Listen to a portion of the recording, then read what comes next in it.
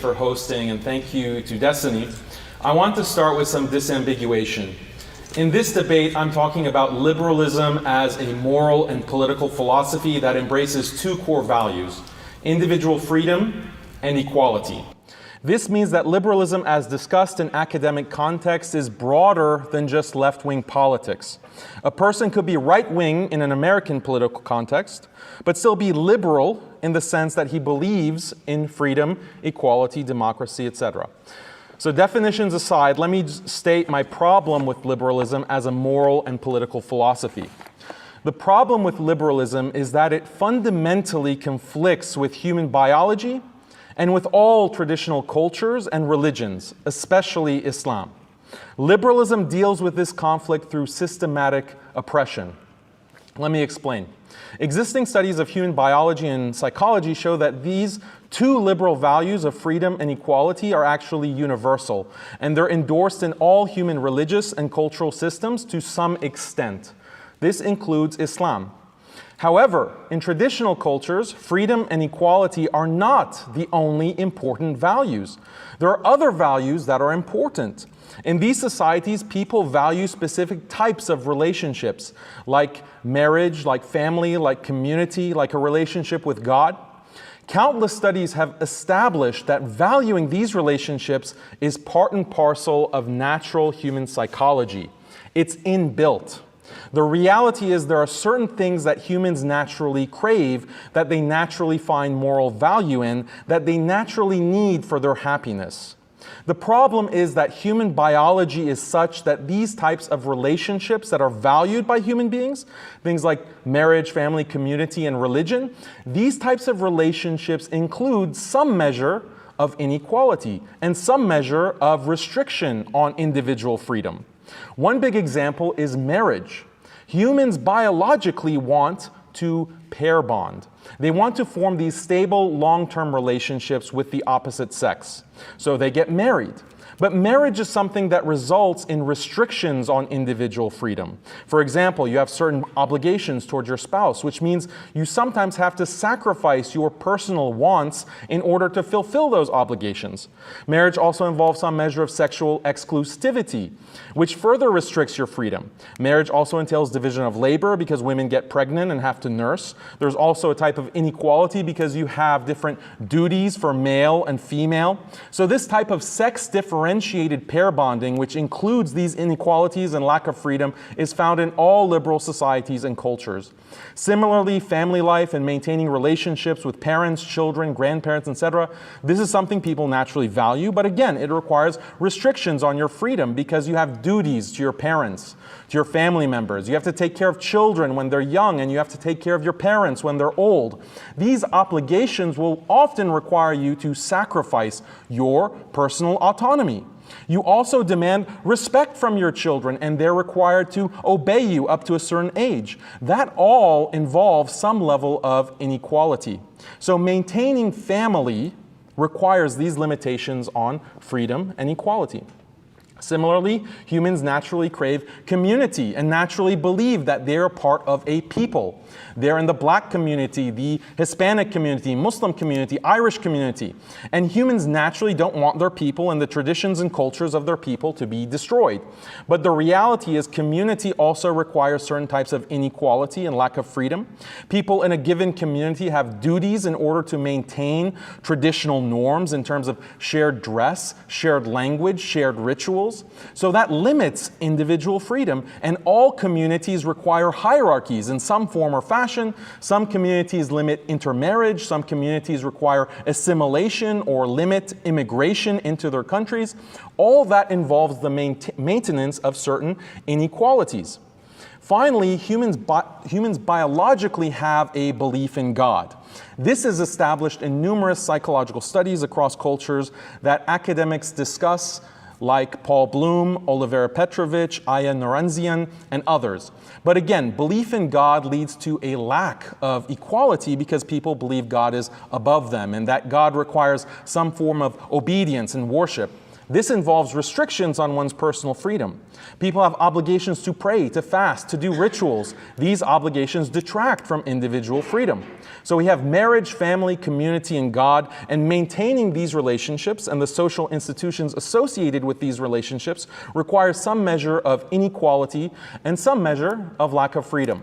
And that's a big problem for liberalism. And this is exactly why liberalism is hostile to all traditional societies and cultures, but especially Islam. But it gets worse because liberalism doesn't just say freedom and equality are good things. If that's all that liberalism said, that wouldn't be a problem because everyone, including Muslims, agrees that freedom and equality are great things to some extent. But what liberalism actually says is that we need to maximize freedom and equality above all else. And if maximizing freedom and equality means the dissolution of other values and traditions, so be it.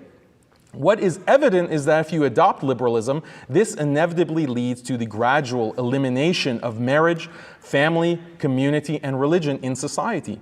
Why? Because all of these things involve, for biological reasons, certain limitations on freedom and equality. So liberalism in that sense is hostile to the traditions of every single society in the world. Now, if European liberals had conceded or decided in the 18th and 19th century, look, liberalism is our way of life, we're going to keep it to ourselves and leave the rest of the world alone, that would have been one thing. But that's not the direction they went in. From its very inception, liberalism was intertwined with colonialism and the subjugation of non-European people. One of the best books about this is titled Liberalism, a Counter-History by Italian historian Domenico Losordo. Also the book Liberalism and Empire by Uday Mehta. What Losordo and Mehta and many other academics like Edward Said, Frantz Fanon, Chandra Mahante, and on, they all document in excruciating detail how European colonialists dominated non-liberal people with the stated goal of bringing them freedom and equality. This was known as the white man's burden or the civilizing mission. The enlightened European man who understands the value of freedom, equality, democracy, etc., has the burden of civilizing the savages across the world. Understanding this civilizing mission helps us to see how brutal government domination and liberalism are perfectly compatible. In fact, liberalism sometimes requires brutal government domination. One of the foremost liberal thinkers and one of the founders of liberalism, John Stuart Mill, expresses this well in his landmark book On Liberty.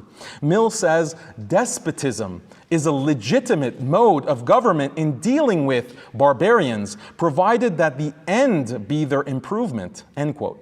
In other words, the ends justify the means. Mill also says, quote, there are conditions of society in which a vigorous despotism is in itself the best mode of government for training the people in what is specifically wanting, to render them capable of a higher civilization. So you see, liberalism is such a merciful and loving philosophy. Liberals just want everyone to be happy and live in a utopia or a higher civilization, as Mill puts it. The only problem is the world is full of backwards people who don't understand the importance of maximizing freedom and equality, either because they're religious fanatics, misogynists, child abusers, homophobes, sadistic proponents of capital punishment, sadists who abuse animals with ritual slaughter, etc. In short, the world is full of people who just don't know what's good for them. So it's the job of liberals to be the saviors and bring enlightenment to the world, whether the world wants it or not. The problem is transforming people into liberals is not easy. Turns out most people around the world don't want to abandon their way of life in order to become quote-unquote civilized or developed.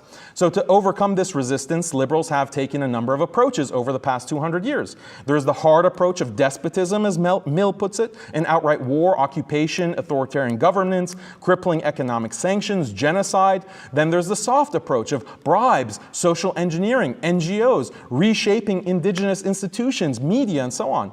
Whether it's with the carrot or the stick, liberalism imposes its vision of progress, development, freedom, and equality onto the rest of the world, and the rest of the world better fall in line, or else. We can talk more deeply about these liberal strategies in the open discussion, but let's focus on authoritarian governance because this is the common thread of liberal oppression of Muslims from the colonial to the neo-colonial period. Liberals like John Stuart Mill and Alexis de Tocqueville immediately recognized that spreading freedom to the world would require a type of imperial rule, a type of military dictatorship, but they believed that the ends justified the means. This is why, as a matter of historical practice, liberalism has always been perfectly consistent with brutal military dictatorship. John Stuart Mill referred to it as despotism, but this is also tied to a very specific legal doctrine known as the state of exception or the state of emergency. During the colonial period, the laws were laid down by the European colonial powers, the British, French, and Dutch. They said, ordinarily, we would give people certain rights, freedoms, and protections. However, these rights don't apply when there's a threat. Whenever a society faces a big threat, like a pandemic, natural disaster, or economic collapse, the state is no longer bound by ordinary liberal laws. What the colonial powers quickly realized is that they're going to face Muslim revolt against the political and legal order they wanted to establish. So in order to respond to the threat of revolt, which is especially pronounced with respect to Muslim populations, they declared a state of emergency. This meant authoritarian rule. This authoritarian rule involved a few specific policies. One is no free speech. You're not allowed to criticize Western liberal governance or liberalism in general. You can be detained without trial on the basis of any suspicion. You can be detained indefinitely. The police and military force can use deadly force against you with no accountability. There's also mass surveillance. Informants infiltrate all the mosques, all the madrasas, all Muslim institutions. These colonial policies continued post-independence after World War II. Look at Tunisia, look at Egypt, look at Mali, Algeria. Most Muslim countries, they either explicitly have the state of emergency rule on the books or they make it implicit reference to it. One of the things that's characteristic of these colonial and neo-colonial regimes is that there is specific systematic torture and disappearances. This is particularly famous in the Muslim world, in the Algeria occupation from 1830 to the 1960s, and also Indonesia and so forth. In the US, after 9/11, there's been a move towards the state of emergency across the world, mainly because a global state of emergency gives the US government more license for mass surveillance, torture, targeted assassinations, maintaining military occupations, etc. Virtually every country in the world with a sizable Muslim population has adopted the US's countering violent extremism policies over the past 20 years, which, as NYU's Brennan Center notes, exclusively targets religious Muslims. After World War II, there are a large number of Muslim immigrants in the West, so they also start getting targeted with state of emergency legislation. And again, we can talk about CVE programs, the PREVENT programs, which are actively used by governments today to explicitly target Muslims who espouse non-liberal religious beliefs. So sometimes people will say that disappearances, torture, surveillance, restrictions on speech, all these things are not consistent with liberalism.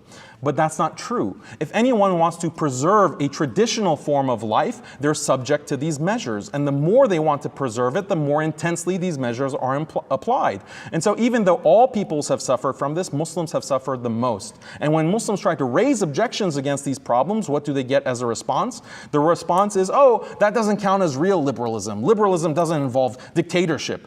But in fact, the standard mode of liberal governance for Muslims dating from the late 18th century all the way to independence and beyond has been the control from liberal elites and authoritarian rule. Now people will say, no, they're not liberal, they're dictatorships because they have this authoritarian rule, but it's not correct. They are still using the same exact liberal colonial legislation to this day.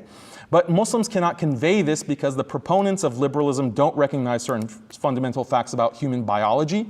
They don't recognize that natural human psychology is not liberal. And the only way to prevent people who have a non-liberal psychology from living according to non-liberal traditions and values is through force, through an authoritarian system that forces them to live according to liberal standards that contradict their natural biologies. This is why liberal, colonial, and post-colonial structures have been used to dominate Muslims, to discriminate against them, and in some cases kill and displace millions of Muslims, whether in Algeria, Indonesia, Mali, or India. When Muslims say anything to raise objection against liberalism, all we get in response is, you're just a bunch of terrorists, you want to oppress women, Your prophet is a warlord. Can we have a mature discussion about what liberalism actually is and how it impacts Muslims with reference to actual historical events rather than slogans and stereotypes?